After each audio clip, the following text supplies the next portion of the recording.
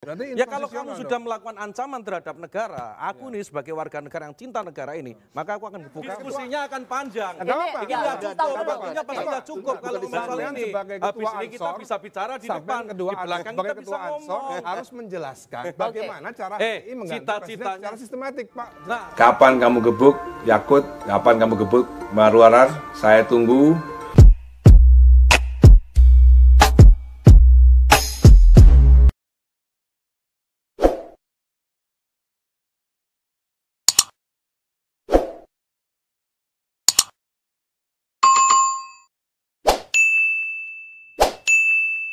Adalah Bapak Yakut Khalil Qaumas.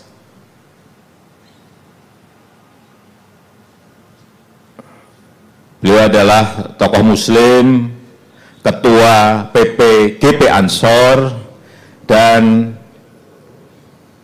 akan kita berikan tanggung jawab sebagai Menteri Agama. Makanya kenapa saya selalu katakan, Banser melihat ini lucu-lucuan. Bahkan saya bilang ini banci nih gerakan. Ngomong ganti presiden, tapi nggak sebutkan siapa yang mau mengganti. Gitu. Sementara yang diganti sudah jelas. Makanya saya bilang, makanya kemudian saya bilang, Banser akan turun tangan pertama kali yang akan di depan, gebuk gerakan ini. Kalau memang kita sudah nilai bahwa ini akan menjadi cita-cita khilafah itu, akan mewujudkan cita-cita khilafah. Nah kalau Banser masih diam saja berarti belum. Kita tunggu saja nanti. Enggak, saya mau tanya nih, sama ketua saya nih. Ngebuknya pakai apa, Bos? Gebuk gampang, didoni sama gebuk itu. Gampang aja sebenarnya, gebuk itu banyak sekali alatnya untuk gebuk. Ya kalau kamu sudah melakukan ancaman terhadap negara, aku nih sebagai warga negara yang cinta negara ini, maka aku akan gebuk kamu. Melanggar hukum dong berarti. Ya soal melanggar hukum, kamu lebih melanggar hukum karena pengen mengganti negara ini menjadi bentuk lain. Kan begitu soalnya. Apa sih? Gitu loh, Dan. Ya? Kelihatannya Ahmad Dhani masih belum ngerti ya.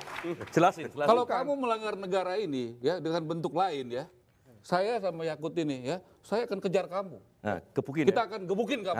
Karena membunuh pada dasar negara ini. Ya, nggak apa-apa. Saya ini penjara, nggak apa-apa. Tapi saya rasa mungkin ini Indonesia, dasar negara. Kita sama-sama. Tapi Bung Ara, Gus Yakut, saya merasa yakin semua yang hadir di meja Rosi malam hari ini punya cita-cita yang sama, punya nilai yang sama. Apakah yang mereka lakukan itu benar? Kalau sampai melanggar negara tadi, merubah dasar negara, kalau kita tidak ada lagi toleransi. Iya. Ya kalau kamu berusaha merubah bentuk negara ini menjadi negara. Kalau nih ya. Iya, enggak. Caranya saya merubah gimana? Caranya saya ya nggak tahu kamu mau caranya gimana. Nggak mungkin tanya kita sih. Nggak mungkin. Nah kalau nggak mungkin ya kita nggak mungkin gebuk. Nggak mungkin. Jadi kan sama-sama. Ini kan ngomongin bullshit nih. Ansor tambah Taruna Merah Putih akan turun paling depan. Ini ngomongin bullshit, Bos. Gimana cara saya merubah negara? Yuk dari tadi ngomong kalau. Caranya gimana? Nggak usah kalau, Bos. Ini namanya delusional. Ini ngomongin yang enggak. Yang ingin dikatakan Ahmad Dhani sebenarnya dia nggak ada, bahkan tidak punya niat sedikit. Makanya tadi saya bilang. Tidak usah saya bilang. Kalau memang nggak ada niat ya kita diam aja. Tapi kalau dia punya niat. Ahmad Dhani ngomong dulu. Kalau begitu kenapa sekelas ini gitu loh. Kenapa jadi sekelas ini? Kita jelasin sekarang gini. Ya dengerin. Gimana caranya HTI merubah Pancasila? Coba jelaskan. Ya, silakan Mas. Jelaskan. Gimana caranya HTI merubah Pancasila? Kok kamu jadi nanya saya nih? Makanya jelaskan. Karena kamu yang curiga kan? Yang bosnya curiga, Pak Ketua. Jelas. Kamu kalau lihat sejarah HTI itu bagaimana dia berkembang dan cita-citanya. Itu jelas bagaimana mereka pengen mengganti negara ini. Caranya gimana? Cara tanya Ismail Yusanto, jangan tanya saya. Tidak ada. Gimana? Saya ini anti HTI. Tanya ke saya. Diskusinya akan panjang. Kenapa? Ini waktunya pasti nggak cukup kalau soal ini. Habis ini kita bisa bicara di depan, di belakang kita bisa ngomong. Harus menjelaskan bagaimana cara HTI mengganti presiden secara sistematik, Pak. Nah, soal cara mereka bisa melakukan banyak hal, infiltrasi, mereka masuk ke dalam. Ketua Umum GP Ansor dan anggota Banser. Anggota kehormatan loh. Anggota kehormatan Banser. Saya cabut itu. Saya sudah cabut anggota kehormatan. Sayang loh, padahal dia saya rasa anggota Banser yang paling mulus loh. Kita tuh harus berpikir itu yang sistematik gitu, jangan asal delusi, jangan berhayal. Bagaimana cara HTI untuk mengganti Pancasila itu enggak. Gimana teman-teman? Udah lihat tadi video tadi? Video nostalgia saya bersama ketiga rekan saya. Ketiga rekan saya, satunya dari ketum GP Ansor dan satunya lagi politisi PDIP. Dua-duanya getol banget ingin menggebuk siapa saja yang mau mengganti Pancasila. Sekarang kita bisa tagih mereka kepada Yakut CS. Udah jelas Pancasila mau diganti. Pancasila mau diganti dengan Trisila. Udah pasti itu diganti. Artinya kalau misalnya undang-undang itu diresmikan, kalau undang-undang itu disahkan, udah pasti Pancasila berubah menjadi Trisila. Bahkan mau diperas lagi menjadi Ekasila. Nah, sekarang kami warga negara Indonesia yang nonton video itu, video yang katanya kalian berdua mau menggebuk siapapun yang mau mengganti Pancasila. Kapan mau kamu gebuk mereka-mereka yang mengusulkan RUU HIP ini? Kapan kamu gebuk? Kami sangat menanti kepada semuanya, tidak hanya Yakut CS dan Marwarar, tapi semua ormas-ormas yang katanya Pancasilais, yang bersedia berperang jika ada orang-orang atau kelompok yang mau mengganti Pancasila. Sekarang sudah jelas di depan mata kelompok itu. Kapan kamu gebuk Yakut? Kapan kamu gebuk Marwarar? Saya tunggu, karena kami ingin melihat aksi kamu semua menggebuk para elit yang mempunyai ide untuk mengganti Pancasila dengan Ekasila atau dengan Trisila yang nantinya juga bisa menjadi Asusila. Gus Yakut Khoilil Qomas, dipersilakan Pak. Assalamualaikum warahmatullahi wabarakatuh. Alhamdulillahirabbil alamin. Innalillahi wa inna ilaihi rajiun. Bapak Ibu sekalian, ketika pertama kali saya mendapatkan berita bahwa saya harus menerima amanah sebagai salah satu pembantu Bapak Presiden dan Wakil Presiden di kabinet ini sebagai Menteri Agama, tentu yang saya rasakan adalah kaget. Karena dalam mimpi yang paling liar saya tidak pernah membayangkan menjadi Menteri Agama. Tetapi apapun tugas amanah yang sudah diberikan ini, saya sudah bertekad untuk mewakafkan seluruh hidup dan apa yang saya miliki untuk bangsa negara.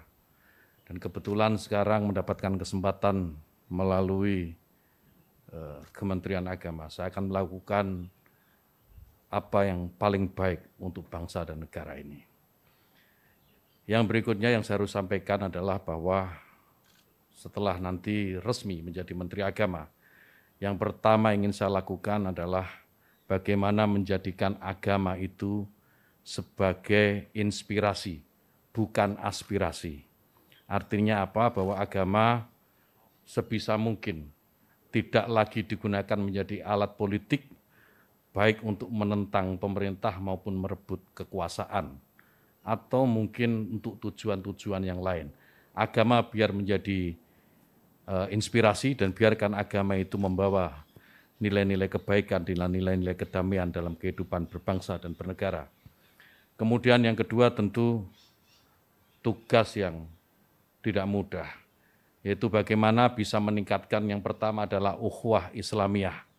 Kenapa ukhuwah Islamiyah? Karena kita tahu bahwa mayoritas warga negara ini adalah pemeluk agama Islam. Maka negara ini akan damai, negara ini akan tentram jika sesama Muslim, sesama umat Islam ini memiliki ukhuwah atau persatuan di antara mereka. Yang kedua, meningkatkan ukhuwah watoniyah atau persaudaraan sesama warga bangsa. Kenapa ini penting? Karena kita tahu bahwa Indonesia ini merdeka, Indonesia ini lepas dari jajahan kolonial, itu karena perjuangan oleh semua agama, bukan hanya Islam. Umat Muslim, kaum Kristiani, Hindu, Buddha, Konghucu dan semua agama yang ada di Indonesia pada waktu pergolakan kemerdekaan mereka terlibat. Sehingga maka penting ukhuwah watoniyah ini kemudian kita bangkitkan kembali agar tidak ada satu kelompok pun, tidak ada satu agama pun yang mengklaim merasa paling memiliki negara ini. Semua berhak memiliki negara ini. Kemudian yang ketiga, ukhuwah basyariah, persaudaraan atau persatuan sesama umat manusia. Saya sering mengutip dalam beberapa kesempatan apa yang disampaikan sahabat Nabi, sahabat Ali karamallahu wajhah, bahwa mereka yang tidak saudara dalam iman adalah saudara dalam kemanusiaan. Ini saya kira penting untuk menjadi kesadaran bagi seluruh warga bangsa ini. Jika ini dilakukan, maka saya meyakini ke depan Indonesia dengan jauh lebih tentram dan pembangunan yang tadi sudah disampaikan oleh beberapa calon menteri tadi, itu akan lebih mudah untuk diwujudkan. Kemudian yang ketiga yang tidak kalah penting adalah bagaimana bisa memajukan pendidikan agama di lingkungan Kementerian Agama. Pendidikan agama apapun, termasuk tentu di dalamnya adalah pondok pesantren. Bagaimana pondok pesantren bisa didorong mandiri dan pada akhirnya akan melahirkan kader-kader terbaik bangsa, kader-kader terbaik yang bisa memberikan sumbangsih terbaiknya untuk bangsa dan negara. Saya kira demikian. Yang terakhir mohon doa restu Bapak Ibu sekalian dan seluruh rakyat Indonesia agar amanah ini bisa saya laksanakan dengan sebaik-baiknya. Istiqomah dalam kebaikan dan tentu saja membawa kemajuan bagi bangsa dan negara. Allahumma muwaffiq ila aqwamit thoriq. Wassalamualaikum warahmatullahi wabarakatuh.